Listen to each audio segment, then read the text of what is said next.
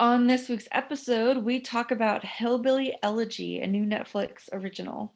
Yes, and a lot of other pop culture news.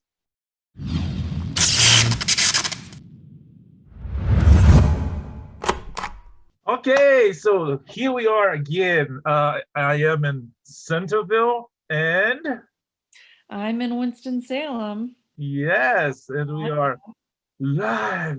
I mean, not live. We're recording live. Yeah. Uh, uh, to be broadcast. Broadcast? No, to be streamed, Shared? recorded, watched later. Whatever. Yes, and we have a lot of news. Yeah. Uh, Busy First of week. all, I just want to talk about this new movie that was released by the Daily Wire. It's a conservative news media group, and they gonna start doing uh, movies, feature films, and they're gonna do entertainment. That's what they call, and that's what it is. It's uh, fighting the so-called culture war. They're gonna do conservative options of entertainment, and they just did the premiere of this movie called Run, Hide, and Fight, and it was good. I'm really uh, delighted about it. It's there's famous people. It's not if you think conservative film, conservative media, you might think something very religious or very on the nose to like preachy, and no, this is entertainment. This is it has famous people. So it has three Trent Williams. It has Isabel uh, May, I think it's no, I can't remember her name. It has Thomas Jane, famous for being the Punisher on one of the Marvel movies. Not the lately ones, but Yeah. yeah, a definitely better version than the Dolph Lundgren Punisher. Okay, well, you're setting a really low bar there. You Mr. Lundgren, but that one wasn't great. It's true, but he was on the Punisher one, the one that John Travolta is the villain, and Mhm. he also is in a short movie called Landromot Punisher. Did you see that one? Yeah, we watched that. Yeah, that's actually a really Yeah. good take on it. Mm-hmm. Um, who else? Yeah, there's some other famous name, no known faces you're gonna watch and gonna recognize, and uh, it's graphic. It has violence. It's an action movie. It's about these bunch of kids that take over a school by as hostages in a active shooting situation. The kids plan this really well, and the main character is this girl. She's the daughter of the Thomas Jane, and she's trained by him. He's a former military, and she's trained by him. They hunt together. That's her training actually, and she used her skills to basically save the day. And One thing that wasn't clear to me from the advertising, was this a documentary or is this like a true story? no, no, no, no. It's entertainment. It's feature film. It's Okay. not. It's not a true story. Okay. As far as I know, I don't. I don't think it's a true story, but it could be.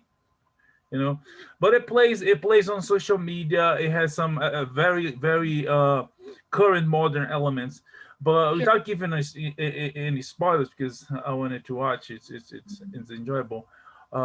It has like this really cool vibe, this really cool Die Hard.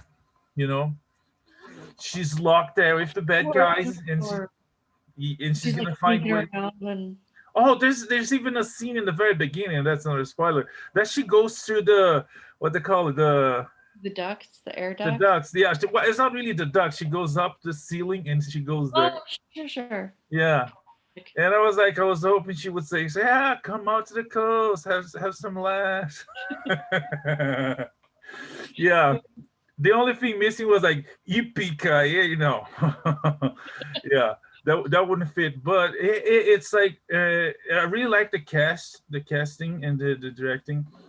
the bad guys are really bad guys, and it's like there's even some Joker vibes in the beginning when the leader of the gang shows up with a knife. And it's like, ha, yeah, it's cool. It's fun. So, Run, Hide, and Fight, a Daily Wire movie. We might talk more later. I mean, when you watch it, and let me know Okay. what you feel. But that's it. Just Okay. one thing to segue into the movie, the other movie you're gonna talk about.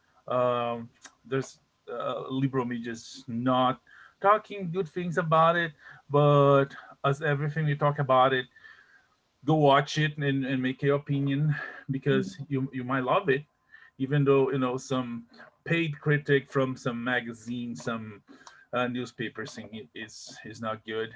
It's enjoyable. I liked it, and so much that I'm willing to watch again to watch with you. And Yeah. if it was bad, I wouldn't be Aw. willing.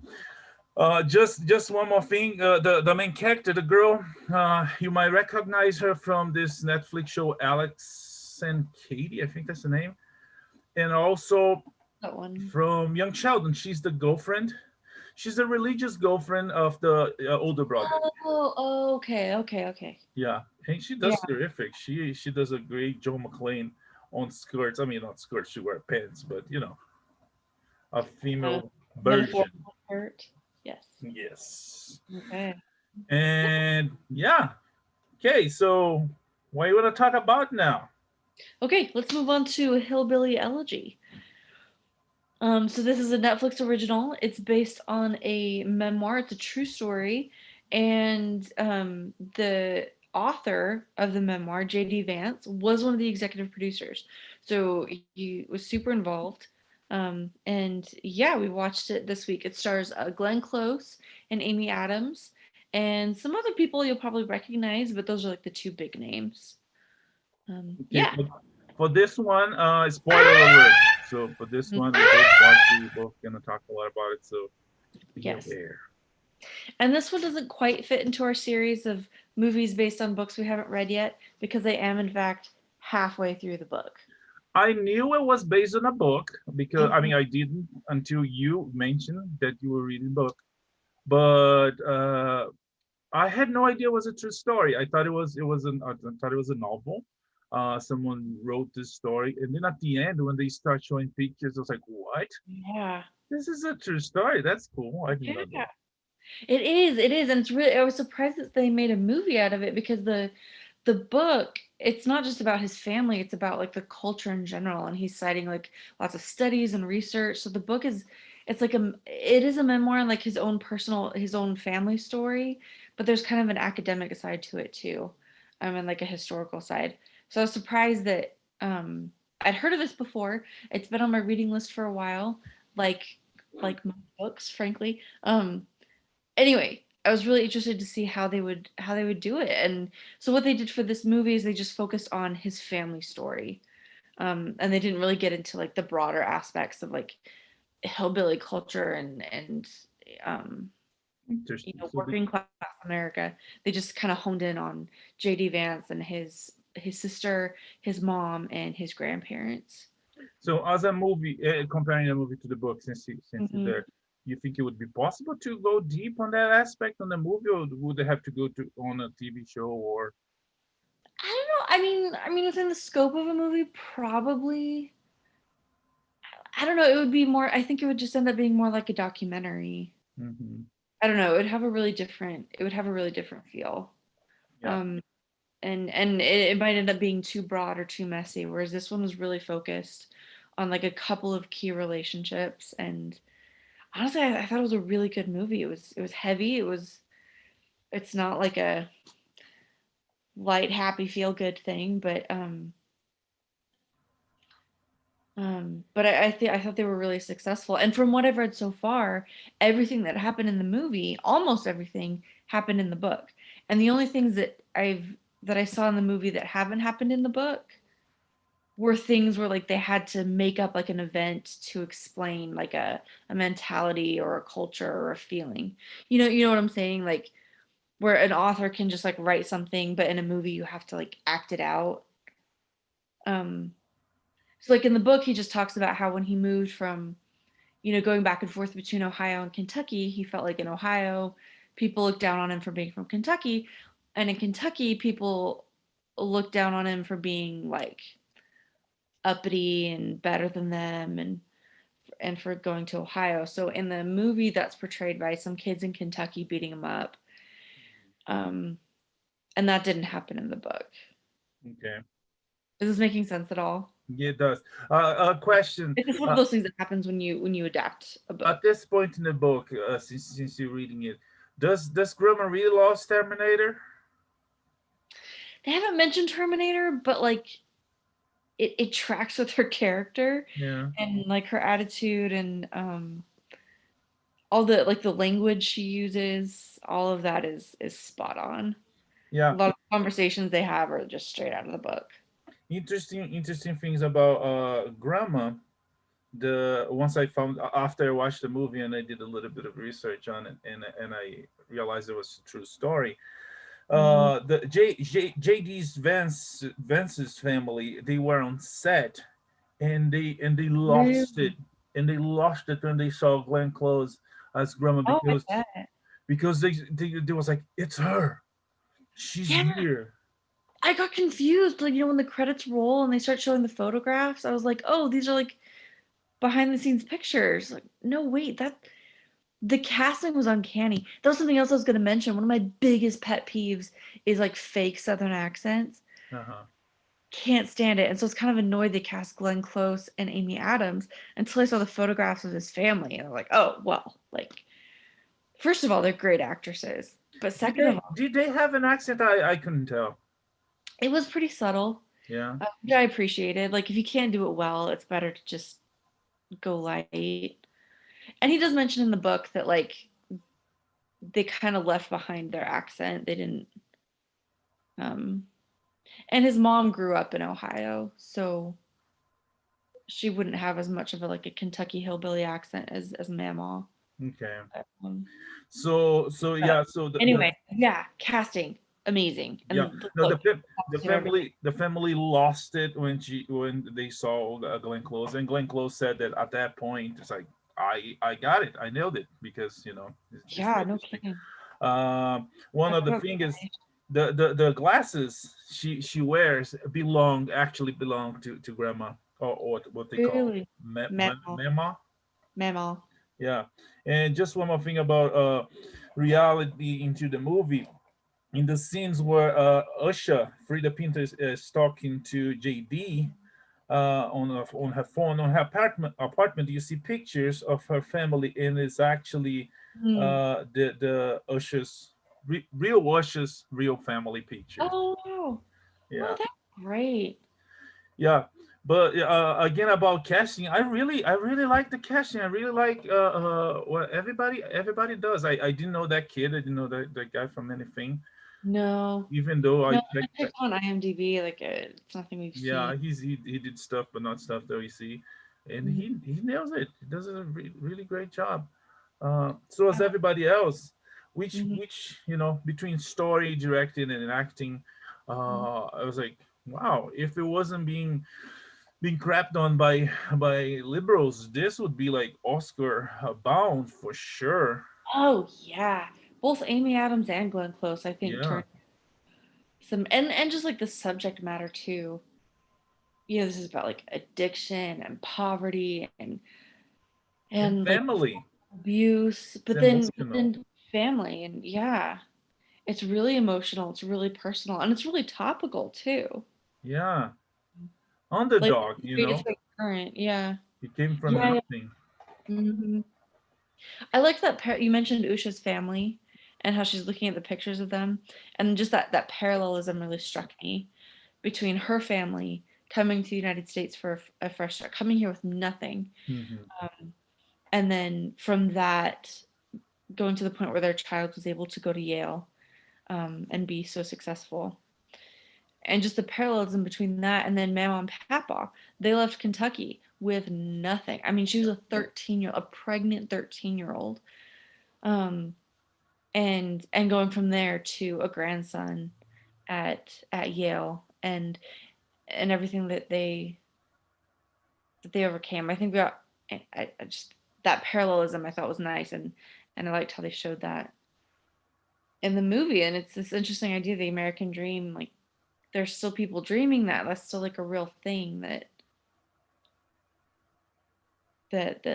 happens for you, that people work for and Yeah, and it happen. goes and it Anyway, goes and it goes into the heart of America that rose and shine to a point in what the 50s, 60s, and then that industry fell apart and yeah, died, and with them communities that still struggle to overcome all the you know the yeah, because they were like so found and so um, reliable and on very specific industries and companies. Mhm.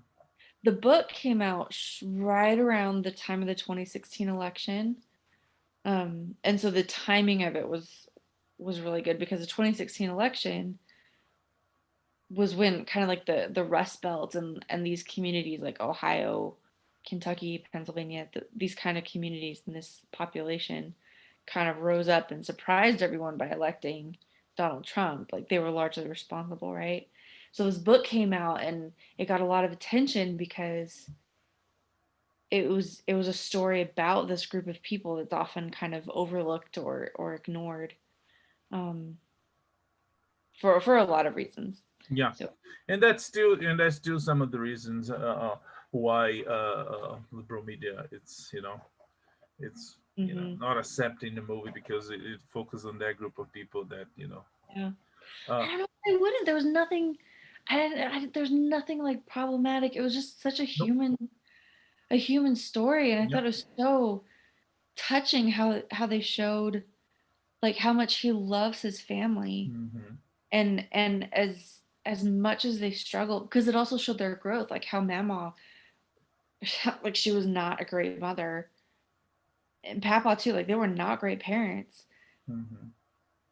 But later in life, like they spent the rest of their lives trying to make up for that. They grew from that, um and then his mom had sorry, I'm like super tired, so like I'm not stringing That's together sentences or articulating thoughts very well.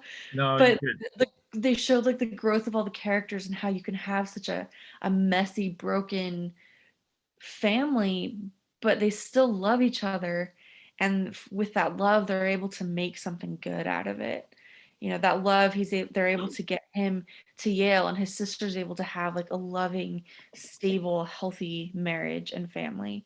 Yeah, And and he does too. And then also like they're able to help his mom overcome addiction, um and support and care for Mama and everything. I know it's an interesting and a really human story, and one that was very touching to me. yeah. No, it was really good. So I like uh this movie. I recommend it, just with the qualifier that there's a lot of language and definitely some heavy subject material. so it's R, right? I didn't check what I TVMA, think, whatever. yeah, it is. It's Okay. art.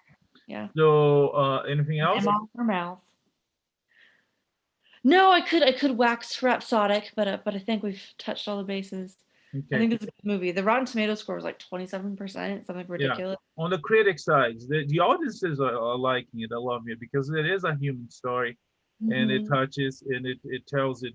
Ron Howard is it's he delivered Oh it. yeah, yeah. He's proven more than once that he's a great director, and he did it. Uh, if anything, the movie should get nominations, and he should be nominated. It But we'll should. see. Maybe some Korean or some Thailandese movie will come up. Anyhow, so uh, Hillbilly Elegy, it's available on Netflix. Uh, yeah, if you have the time and if you want to enjoy a good human story about And for your local bookseller. yeah, there you go. Yeah, about people in the heart of America that struggle, to make the American dream, to make the human dream Yeah. alive. About Netflix, what's going on at Netflix?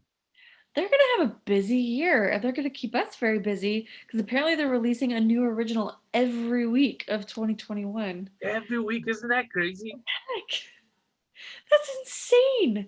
Nobody does that. Who turned like Warner Brothers? They're not putting out 52 new movies this year, are they? That's Well, ridiculous. well, again, they saying it's a new original. Did they say what kind of original? Because they could release, the 50th season of Spirit. They could. They could. It would only be the ninth season of Spirit writing free. Oh, you, Uh, you you keep track of. you know what? It is not the worst show that our 4-year-old is obsessed with. Um, but yeah, you're right. You're right. It could be like original, but that's still a lot of It content. is. That's still a lot of content. So if we're still stuck inside with the pandemic, we've got stuff to keep us busy for a while. Yeah. But yeah, that's the big news. Netflix is putting out, all their power and money to make things happen, and they releasing one new original every week during this year. And one guy that signed with Netflix a mega deal to produce at least 4 movies, as Adam Sandler did not long Yeah. before. Mhm. Kevin Hart is the new star of Netflix. Mhm. I am totally fine with that. He's a funny guy, and we've seen him in. He actually fits a lot like Adam Sandler. Like he does like the funny but heartwarming thing Yes, really well. So yeah, I look forward to that. and he definitely grows on you. I remember like the first things I saw Oh, him. he has to because he's so little. Yeah, can only grow. But I remember the first things I saw him. So this guy is annoying, and then he started getting more screen time, getting more lines. It's like, no, this guy is actually funny, and Yeah. he's being able to navigate during this cancel culture times, even though he was canceled for the whole True. Oscar thing. But he's back up there, and good for him, and he's gonna make his movies for Netflix, and it will hopefully be good, and we're gonna enjoy it. Yes, I am looking forward to it. Netflix has a major victory. Well, I think we can still give this victory to Netflix, even though The Office is now with Peacock. The Mhm. Office was the most streamed show of 2020. Thanks to me. Yeah, you've put in some hours. Yeah. Some of those 52 billion, it was a billion or million, I can't remember the number. Jeez, I hope it's a million, but Million. wow, Some of the 52 million minutes, yeah, it was me. it was you. Yes. Thank you for your service. Yes, that's what she said. Good. Okay. Marry me. That's a different show. It is. Also a big one on Netflix. Yeah. But what else? Well, I think that's everything for Netflix. But we Actually, can. there's one about this on Netflix, but it's about Disney. Where is it? Oh, Mandalorian boots Netflix from Oh, mhm. number one on the Nielsen top streaming programs for the first time. Good for the Mandalorian. It totally deserves it. And it was like on the top 10. Disney could not make it. Netflix was like, bah, bah, bah, bah. That's And fair. Netflix finally original content came. is amazing. Sorry, what? Well, the Netflix original series, they've had some really solid stuff. Oh yeah, and even some not originals, because on the list of top watched, you have The Office, but coming like Oh. second, you have Grey's Anatomy. So, So oh, okay, okay. but Disney finally made it, and they made it before. I mean, they didn't make top one, but they made the top 10, and they finally made it top one with the help of a young farmer from a planet called Tatooine. Aw, good for him. Yeah. Good for them. Okay, moving on. Cool. Anyway, yeah. Okay, so let's shift now to Warner Brothers and DC. So we had a big announcement from Warner Brothers about the multiverse, sort of. That,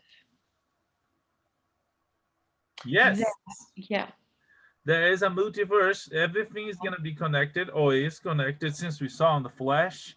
Hmm. TV show. And even this today, yesterday was announced that Grant Gustin, the Flash from the TV show, is gonna be on the movie too. So they're gonna connect and keep connecting. Oh, nice. Um, so they're gonna make more about the universe. They're gonna expand the multiverse, but Hmm. they're gonna be done individually. So Yeah. giving the directors freedom of creativity. They're not gonna be tied by, oh, you have to do this to connect to this. No, you have to do this. This is your Earth, and you do whatever you want. Yeah. But it's all connected, and they might meet at some point. Yeah.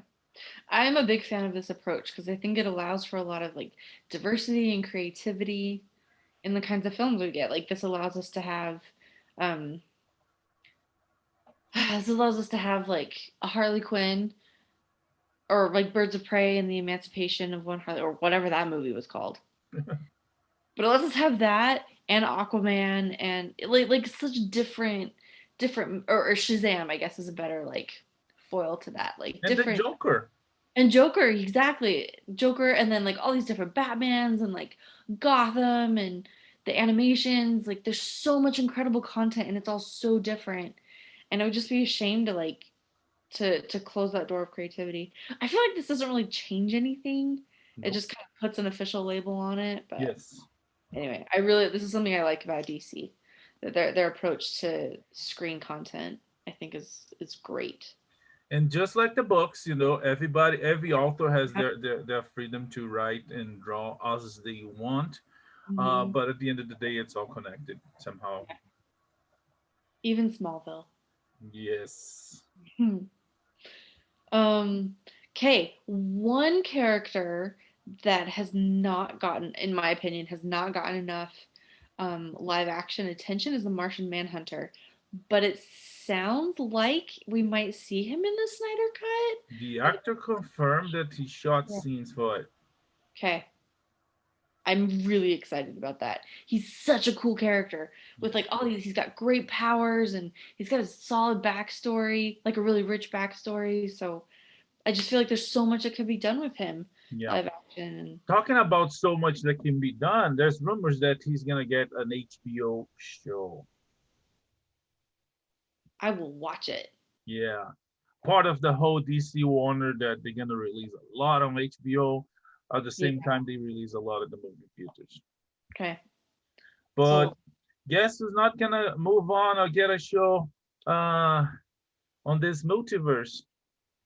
it was the our Arrow spinoff, right? Yeah, the Arrowettes or whatever they would call the show. Don't think they call it that, but yeah. It's a tough act to follow, after everything that was done during the Arrow years with Stephen Amell and Oliver Queen. It is, and that's kind of the show that well, we would call it the Arrowverse, right? Yeah. Yeah.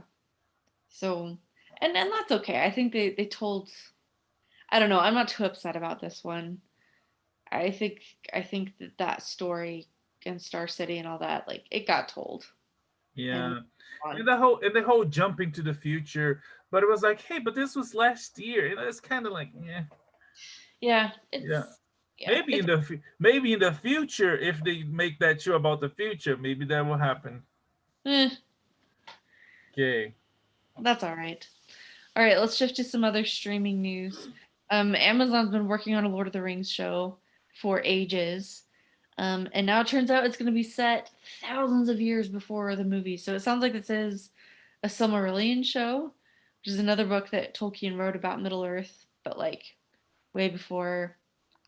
Confession, I haven't read it. This is a major gap in my nerd cred. Um, And that's a terrific thing. I mean, not that you didn't read, but the fact that they're gonna go way before. yes, yes. Carry on. I'm just agreeing enthusiastically. No, yeah, that's how I had to say that this is a great thing that they're gonna go way before and not to the near future or the near past. There's a Right. lot of problems, and you did that.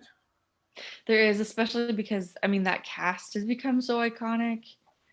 I mean, you couldn't recast any of them. And anyway, yeah. No, I think this is absolutely the right move. And Yes. and I really look forward to what they do. It's gonna let them do their own thing. without being like under Peter Jackson's shadow or like, I mean, it lets them do, yeah, it's gonna let it be its own show. Good. Okay. Apple was the one that landed Ridley Scott's Napoleon epic. It's called Mhm. Kitbag with Joaquin Phoenix on the main role of. So Napoleon is in Napoleon Bonaparte. Yes, Napoleon Bonaparte. Okay. Yeah, the guy was Commodus. The guy was the Joker, and now it's gonna be Napoleon. So Wow. he's gonna be a psychopath. You know, well, yeah, I'm interested to see what they do with this. Yeah, What? Napoleon wasn't necessarily a psychopath, That's like true. That's maniac, true. Maybe. yes, Yeah, yeah, but psychopath, maybe yeah. not. Maybe yeah. Psychopath for him is too much. He was But great general, great criminal mind. Oh no, that's Luther.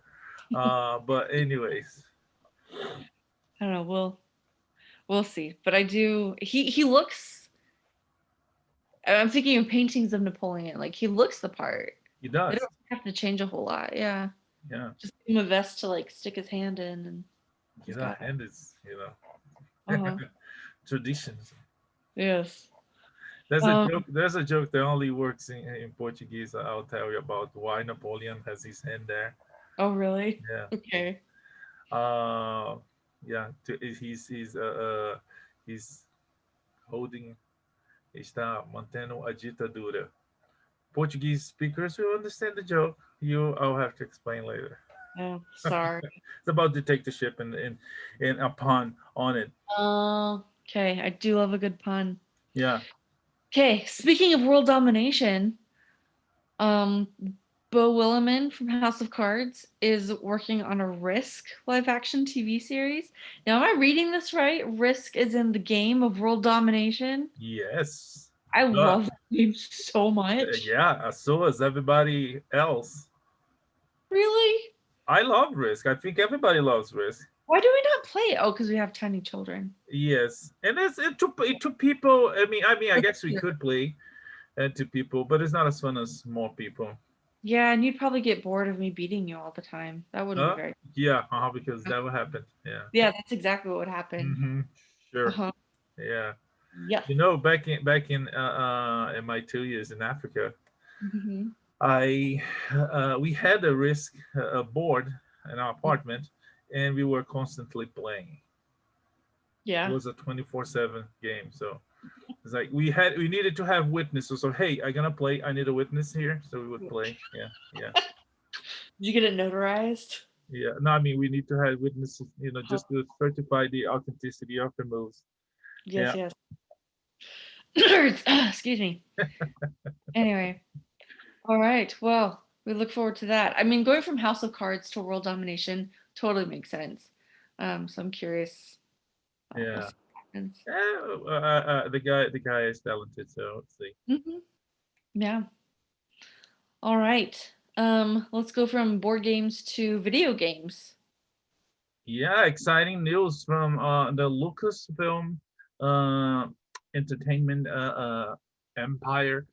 They gonna take over Star Wars video games, and they Hmm. announced a Star Wars open world game, and they released this teaser for this new Indiana Jones game. So a new Indiana Jones story is coming. Yeah. I really love the idea of continuing the Indiana Jones stories as like big, beautiful video games instead of as films. And they did in the past with some pretty classics. Yeah. Indiana Jones and the Fate of Atlantis was one big Ooh. PC game. Hmm. Back when PC games are like obscure. I mean obscure not the theme, but it's like PCs were not that accessible. People who'd play a PC game, they were like, "Oh, this guy's an uber nerd." You know. Hmm. And also they did later they did one called Indiana Jones and the Inferno Machine. Interesting. Yeah, so Lucasfilm has tradition of making good games for Star Wars and for Indiana Jones, so it's a good thing that they take over. Yeah. Yeah. No, the games look good. I'm excited to start it and then not finish it because I never have time to sit down and play video games. But yeah, we shall see. Okay, so we talked about the Mandalorian hitting the Nielsen top list. Yeah. So moving on, Morbius, Marvel Morbius, Mm-hmm. it's gonna be delayed. It would be released in March. Now it's gonna be released on the fall. You know, COVID. Yeah, this is the Um, Jared Leto one, right? what? The Jared Leto. Yes, the vampire, the scientist that Mhm. creates use vampire bat blood to cure diseases and get superpowers out of it. The classic Spider-Man villain. The trailer has Spider-Man teasers. You know, you see poster and then you see the Vulture from Homecoming there. So yeah, Yes. playing on the whole multiverse, Spider-Verse. Who knows? We'll see. We will see in fall of 2021. Yes. In the meantime, Chris Evans might be reprising his role as Captain America. Yes, he's under negotiations, What though? but it's not clear. He's probably most likely will not come back as Captain America, the super soldier, the Captain America. Mm-hmm. I mean, not following the last movie. He might do, I don't know, some sort of prequel story, some sort of Oh, sure. he goes back to be with Peggy and he does some Captain America work on the side, or even the whole Marvel, what's it called, what if possibilities. Robert Downey Jr. was rumored for that too. And also maybe as old Cap. There's a whole storyline about old Cap. Yeah. Yeah, Okay. he All joined right. Field as a consultant, and then he goes to fight because he can't hold himself back. Um, yeah. Fun fact about old Cap: the original plan was not to use him as old Cap. They wanted to use an Really? old guy, Huh. but they used him. The plan was to use Joe Biden. I'm kidding. Ah! but no, You know what? He totally has the look though. it does. Like if But they but were to stick him on the screen, I would buy it. yeah, but That but was Chris Evans. But Cap does not lose his fights against dogs, but because he fell in the dog. It is. But no, the original plan was to use an old guy, and they decided not to use Evans, and it worked. Yeah, we're fine. They did a good job with the makeup and Yeah. yeah. No, it was fine. Just one thing that we skipped, and I'm sorry. We talked about how Robert Downey Jr. will be back as Iron Man on the MCU. Yeah. What if? There's this rumor theory span dreams to see him as Admiral Thrawn. I don't like it. I mean, he's a great actor, and I think he would do cool things with it. But I mean, remember when we actually met Timothy Zahn and asked him about it? Yeah. RDJ was not on the list No. at No. all. No. But I I think skimmed. I mean, no. go ahead. I skimmed some headlines, and it looked like there's also rumors that Robert Downey Jr. has been cast for The Mandalorian, and so people, or for Ahsoka, or for one of these new Star Wars shows, and so people are guessing that maybe that's the role. But either way, it's Two big. sets of rumors, like he's gonna be Thrawn or he's gonna be in one of these new series. Um, Either way, to have him on that show, it makes the show that's already big yeah, gigantic. it does. It's not outside the realm of possibility. I mean, Jon Favreau is, That's right, a good pause. yeah, well, I assume. I mean, RDJ does seem to make Jon Favreau very happy. Yeah, good one. Thank you. But yeah, I don't know. Maybe someone watched Sherlock Holmes, and Thrawn is very Sherlocky. He did, yeah. I don't doubt his ability to play the role. But if So many other people I would have picked first. if you want to pick a Sherlock, I would pick Cumberbatch to be Thrawn. Oh yeah, That one. he already has like kind of a weird face. Yeah. He's got the voice. And Khan, it was a great. It's like this guy is a bad guy. Yeah, No, he does. And he was gone, contrary to some He JJ popular beliefs. You're never gonna let that go. We could meet James It's Abrams. like it's a big one, you know. It's like it's not him, you know. It's kind of like when Lost started. Like Hmm. they claim, oh, they're not dead, and they were not dead, but they were dead, you know. Yeah. It's like yeah, it's not like they completely denied it at the end. And last but not least, Deadpool. it's gonna be Deadpool 3. Hmm. Wait, How 3, many? 5, 6, 3. 3. What? It's a nod to Wolverine. He might be. Yeah. We wish, but Deadpool 3 will be produced by Disney and will be R. But it's gonna be part of the MCU. And also it's Disney, so Disney R is not like Fox's R or any Sure. other R. Yeah. Do they do? I can't honestly think of. R rating is not what Disney is known for. Yeah, and even when they do it, it's not like you're gonna see genitalia or language or blood. It might be R because they have a little bit. They have too many. I mean, by too many, they have 4 instead of 3 F words. I don't know. Oh, sure. But Well, Reynolds, it's on board, and so was the Molino sisters or brothers. No, I don't know. Molino I think they're still brothers. brothers. Yeah, the guys behind some of the guys behind Bob's Burgers. Oh, that's what I was gonna add. Bob's Hmm. Burgers. One of their animators just died in a skydiving accident. Oh, that sucks. Yeah. So it was not suicide; it was an accident. It was an accident. Yeah, he was skydiving and oh Oh, that's terrible. yeah, Um, I didn't read any details. I just saw the headline, but yeah, is that sad? yeah, I mean, it is terrible. If you talk about sad and deaths, Roy from Siegfried and Roy died. Uh, Oh, really? yeah, he died yesterday, and Siegfried died in May, in last May, from COVID, which is interesting because I thought the Really? guy, the guy that was attacked by the tiger, I thought he died there. I had no idea he survived. Yeah, he survived. He's had like a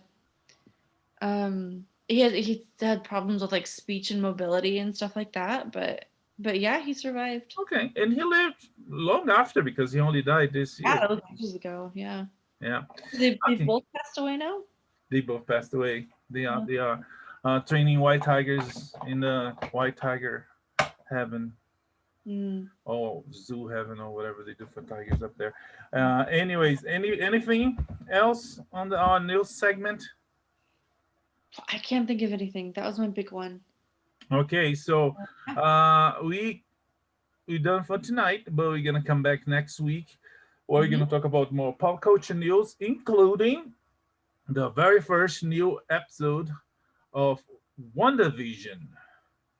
Oh It yeah. premieres tomorrow, or Okay. in a couple hours for you since you are in the future. Yeah. I am, but I will not watch it tonight. I will watch it tomorrow. Oh yeah, yeah. Go get some rest. Go get some sleep. But that's it. We from Centerville and from Winston Salem. That's all for tonight. Hmm. We talk to you next week. Thank you for following and watching. Keep commenting and posting and sending your opinions and questions. And may the force be with you. Live long and prosper. Bye. Bye.